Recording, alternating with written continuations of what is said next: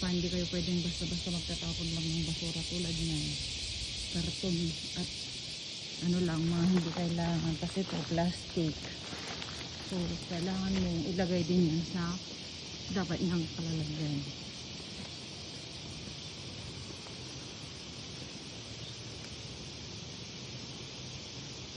Hindi lang basta-basta mahilagay kung saan yung basura mo dito dahil may camera dyan.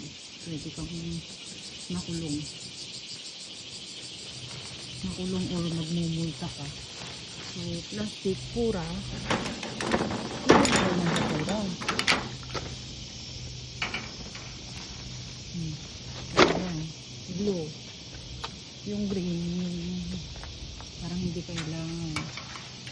Parang siya, hindi mo kailangan. Tapos dito yung tignan nyo nga, may camera dyan. Tapos dyan, dito yung mga nabubulok.